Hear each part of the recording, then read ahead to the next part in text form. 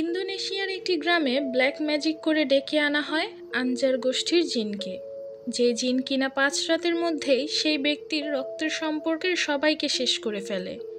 আর সেই জিন ডেকে আনার পর কি ভয়াবহ পরিণতি হয় সেটাই আজ আমরা দেখব। মুভিটি সত্য ঘটনার ওপর নির্মিত। নাম সিজিন। 2 বোন ইরমা ও উলান শহর থেকে গ্রামে এসেছে ইকসান নামের একজন কবিরাজের সাথে দেখা করতে।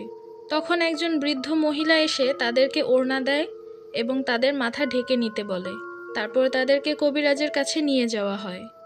কবিরাজ তাদেরকে জিজ্ঞাসা করে তারা এখানে কেন এসেছে। ইরমা তখন কবিরাজকে বলে সে একজনকে ভালোবাসে এবং তাকে বিয়ে করতে পারবে কিনা সেই ব্যাপারে জানতে এসেছে। ইরমা যাকে ভালোবাসে তার নাম হচ্ছে গালাং। সে হচ্ছে ইরমার খালাতো ভাই। ইরমা তারপর কবিরাজকে গালাংয়ের ছবি ও কিছু টাকা দেয়।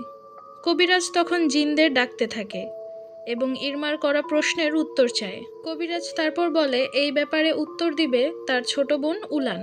জিন উলানের মাধ্যমে জানায় গালাং তার জন্য স্বামী হিসেবে সঠিক ব্যক্তি না, কেননা ভবিষ্যতে সেই হবে ইরমার মৃত্যুর কারণ। এরপর 12 বছর পরের দৃশ্য দেখানো হয়। গালাংয়ের বিয়ে হয়ে গিয়েছিল। স্ত্রী নিশা ও একমাত্র মেয়ে সোফিয়াকে নিয়ে সুখী পরিবার তার। কিন্তু সোফিয়া জন্মগতভাবে অন্ধ ছিল। তার জন্মদিন উপলক্ষে বাড়িতে ইরমা, উলান ও তাদের মা ফারা দেখা করতে এসেছে। গালাংয়ের মা রিফার অবস্থা খুব একটা ভালো না। রিফা বিছানায় শয্যাশায়ী ছিল। কোনো চিকিৎসাতেই তার আর কাজ হচ্ছে না।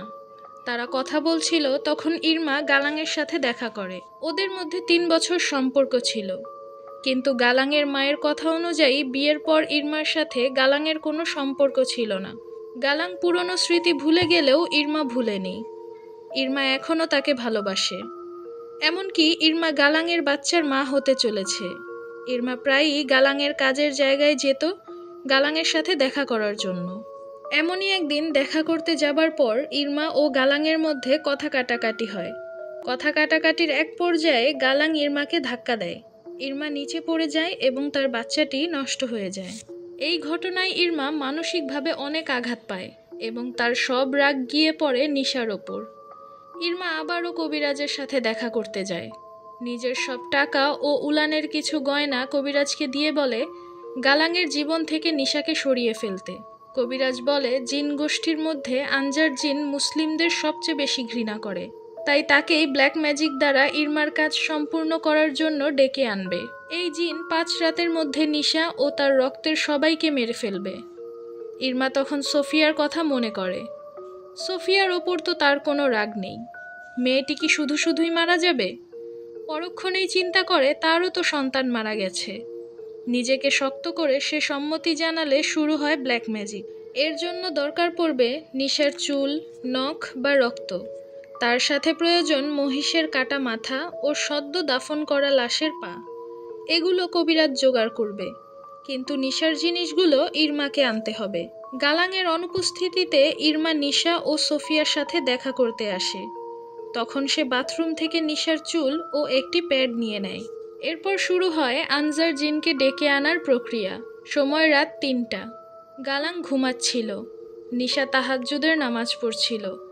হঠাৎই তার সামনে এসে পড়ে মহিষের কাটা মাথা এবং রক্তে ভরে যায় তার পুরো শরীর। চিৎকার শুনে গালাং আসলে দেখে সেখানে কিছুই নেই। গালাং বলে এটা হয়তো নিশার মনের ভুল। সকালে নিশা একা বাড়িতে ছিল। হঠাৎ সোফিয়ার পুতুলটি হাতে নিয়ে অদ্ভুত আচরণ করতে শুরু করে। কাঁচি দিয়ে পুতুলের চুল কেটে খেতে থাকে। পরের দিন গালাং বাড়িতে আসলে নিশা তার সাথে হওয়া অদ্ভুত ঘটনার কথাগুলো গালাংকে জানায়, কিন্তু গালাং তার কথায় তেমন একটা পাত্তা দেয় না। অন্যদিকে উলান নিজের গয়না খুঁজে না পেলে ইরমাকে জিজ্ঞাসা করলে জানতে পারে সে আবার কবিরাজের কাছে গিয়েছিল। উলান তাকে অনেক বোঝায়, কিন্তু ইরমার তাতে কোনো কিছুই যায় আসে না। সেই দিন রাতে ইরমা ঘুমানোর সময় উলানকে ভয়ানক রূপে দেখতে পায় এবং পরক্ষণেই দেখে সেখানে কিছুই নেই। অন্যদিকে নিশার অবস্থা দিন দিন খারাপ হচ্ছিল। সকালে রিফাকে পরিষ্কার করার সময় হঠাৎ নিশা তাকে শ্বাসরোধ করে মারার চেষ্টা করে। এরপর জ্ঞান ফিরলে নিজের ভুল বুঝে ক্ষমা চাইতে থাকে। এরপর নিশা গরম পানি আনার জন্য রান্নাঘরে গেলে আশ্চর্যজনকভাবে রিফা নিজের পায়ে উঠে রান্নাঘরে যায় এবং ফুটন্ত স্যুপ নিজের গায়ে ঢেলে মারা যায়। অসহায়ের মতো রিফার মৃত্যু দেখা ছাড়া নিশার আর কিছুই করার ছিল না। আনজার জিন ডাকার তৃতীয় রাত চলছে। রিফার মৃত্যুতে পাড়া প্রতিবেশীরা গালাংদের বাড়িতে আসে। প্রতিবেশীরা নানা মন্তব্য করছিল। কেউ বলছিল রিফা শয্যাশায়ী থাকায় নিশা তাকে মেরে ফেলেছে, আবার কেউ বলছিল রিফার ওপর কালো জাদু করা হয়েছে। জানাজার নামাজের সময় নিশা জিন দ্বারা পজেসড হয়ে যায় আর অদ্ভুত আচরণ করতে থাকে। ইমাম সাহেব কোনো মতে নিশাকে শান্ত করে। সে বুঝতে পারে নিশার সাথে আরও খারাপ কিছু হতে চলেছে, তাই সে গালাংকে সাবধান থাকতে বলে। রাতে দাফনের কাজ শেষে গালাং যখন ঘুমাচ্ছিল, হঠাৎ কিছু একটার আওয়াজে গালাংয়ের ঘুম ভেঙে যায়। বেসমেন্টে আসলে দেখে কাফনের কাপড় পরা নিশার চারপাশে অনেকগুলো জিন বসে আছে। এই দৃশ্য দেখে গালাং সিঁড়ি থেকে পড়ে জ্ঞান হারিয়ে ফেলে। জ্ঞান ফিরলে দেখে নিশার বদলে সে কাফনের কাপড় পরা এবং তাকে ঘিরে রয়েছে জিনেরা। এমন সময় সোফিয়ার ডাকে তার ঘুম ভাঙে। এই স্বপ্ন দেখার পর গালাং নিশার কথায় বিশ্বাস করে যে বাড়িতে তার সাথে অদ্ভুত সব ঘটনা ঘটত। গালাং ইমাম সাহেবের কাছে পরামর্শের জন্য যায়। ইমাম সাহেব তাকে 1 বোতল পড়া পানি দেয়, যেটা কিনা নামাজের আগে নিশার কপালে লাগাতে বলে। গালাং বাড়িতে এসে দেখে নিশার ওপর রিফার আত্মা ভর করেছে। গালাং কোনো মতে নিশাকে সামলে সেই পড়া পানি নিশার কপালে লাগাতেই নিশা চিৎকার করতে থাকে এবং আস্তে আস্তে শান্ত হয়ে যায়। অন্যদিকে ইরমার মা অর্থাৎ ফারা বাড়িতে একা ছিল। সেও এই জিনের কবলে পড়ে। ফারা রান্নাঘরের সমস্ত জিনিসপত্র ভাঙচুর করতে থাকে এবং সেই ভাঙা কাজ খেয়েই তার মৃত্যু ঘটে। ইরমা ও উলান বাড়িতে ফিরে এমন ঘটনা দেখে ইরমা বুঝতে পারে যে তার কারণেই তার মা ফারা ও খালা রিফার মৃত্যু হয়েছে। ইরমা উলানকে সব কিছু বলে দেয়। সব শুনে উলানও কান্না করতে থাকে। ইরমা বলে, কবিরাজ তো বলেছিল নিশা ও তার রক্তের সম্পর্কের সবাই মারা যাবে, তাহলে মা ও খালা কেন মারা গেল? এরপর নিশা ও সোফিয়াকে দেখানো হয়। বাইরে মসজিদে আজানের শব্দ শুনতে পেয়ে নিশা চিৎকার করে টেবিলে উঠে পড়ে এবং গলায় ওড়না পেঁচিয়ে আত্মহত্যা করার চেষ্টা করে। গালাং সঠিক সময়ে এসে নিশাকে বাঁচিয়ে ফেলে। গালাং ইমাম সাহেবকে বাড়িতে নিয়ে আসলে ইমাম সাহেব নিশাকে আজ রাতে মসজিদে নিয়ে যেতে বলে। এর কিছুক্ষণ পর ইরমা গালাংয়ের সাথে দেখা করতে আসে এবং জানায় এই সব কিছু তার কারণেই হয়েছে। তারা একে অপরকে দোষারোপ করতে থাকে। গালাং বলে সে তার পরিবারকে রক্ষা করতে সর্বোচ্চ চেষ্টা করবে। এতে ইরমার কোনো ক্ষতি হলেও তার কিছু করার নেই। চলে আসে পঞ্চম রাত। ইরমা নিজের কাছে থাকা সর্বশেষ স্বর্ণের গহনার সাথে নিয়ে নেয় আর উলানকে বলে আজই পঞ্চম ও শেষ রাত, তাদেরকে কবিরাজের কাছে যেতে হবে। উলান কোনো উত্তর দেয় না। ইরমা দেখে উলান জিন দ্বারা পজেসড হয়ে গিয়েছে। উলান ইরমার গলা চেপে ধরে। ইরমা নিজেকে ছাড়িয়ে একটি রুমে গিয়ে দরজা লাগিয়ে দেয়। দরজার বাহিরে উলানের কোনো শব্দ না পেয়ে ইরমা দরজা খুলে, আর তখনই জানালা ভেঙে ঘরে প্রবেশ করে উলান।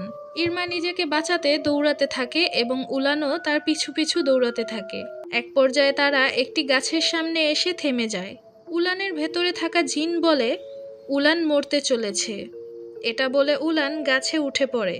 ইরমা তাকে বারবার নিষেধ করতে থাকে, কিন্তু উলান কোনো কথাই শোনে না। গাছ থেকে লাফ দেয় এবং উলান মারা যায়।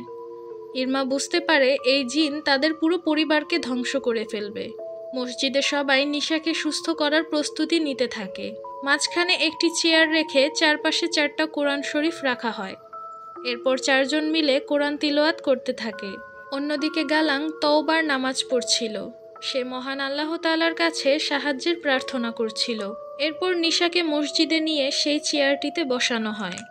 ইমাম কিছু দোয়া পড়ে নিশার গায়ে পানি ছেটাতে চাইলে নিশা তাকে ধাক্কা দিয়ে তার হাতে থাকা পবিত্র পানিটি ফেলে দেয়। পরে সবাই মিলে নিশাকে দড়ি দিয়ে বেঁধে একটি কালেমা লেখা কাপড় পেঁচিয়ে শান্ত করার চেষ্টা করে।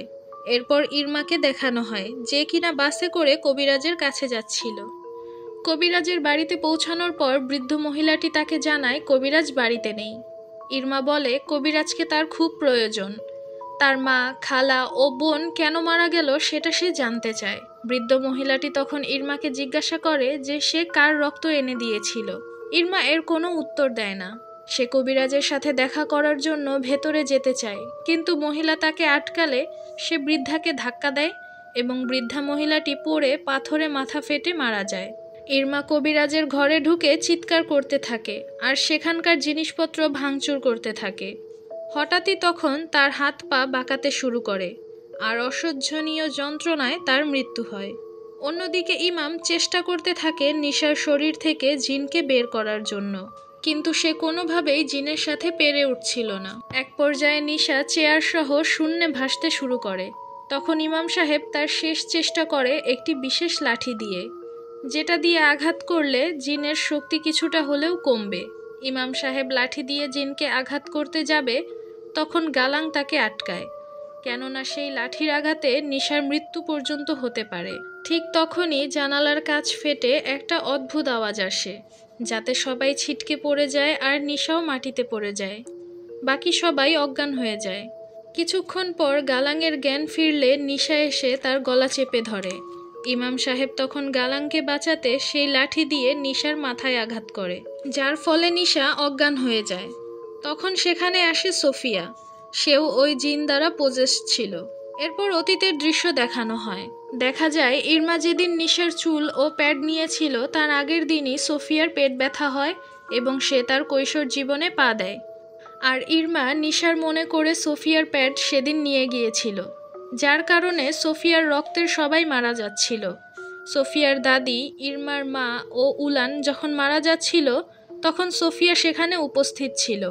এমনকি যে অদৃশ্য শক্তি ইরমার হাড় ভেঙে ইরমাকে মেরে ফেলেছিল সেটাতেও সোফিয়া ছিল। তার মানে শুরু থেকেই সোফিয়া আনজার জিন দ্বারা পজেসড ছিল। সোফিয়াকে দেখে ইমাম সাহেব এই ব্যাপারগুলো বুঝতে পেরে গালাংকে জানায়। গালাং সোফিয়ার কাছে ক্ষমা চায়, কিন্তু সোফিয়া গালাংয়ের গলা চেপে তাকে শূন্যে তুলে ফেলে। ইমাম সাহেব তখন একটা তাবিজে কিছু দোয়া পড়ে সোফিয়ার দিকে ছুঁড়ে মারে আর সোফিয়া অজ্ঞান হয়ে যায়। আর গালাংয়ের গলার হাড় ভেঙে যায় এবং সে মারা যায়। মুভিটি এখানেই শেষ হয়ে যায়। তারপর একটি লেখা দেখানো হয়, যাতে লেখা ছিল, ইন্দোনেশিয়ার একটি মসজিদের বেসমেন্ট থেকে একটি পরিবারকে ভয়ানক অবস্থায় উদ্ধার করা হয়।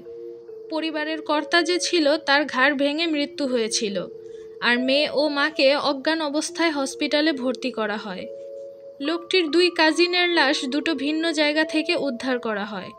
মহিলার অবস্থা বেশি একটা ভালো না, কিন্তু বাচ্চাটি সম্পূর্ণ সুস্থ আছে, কিন্তু তাকে দেখাশোনা করার মতো পরিবারের কেউই বেঁচে নেই।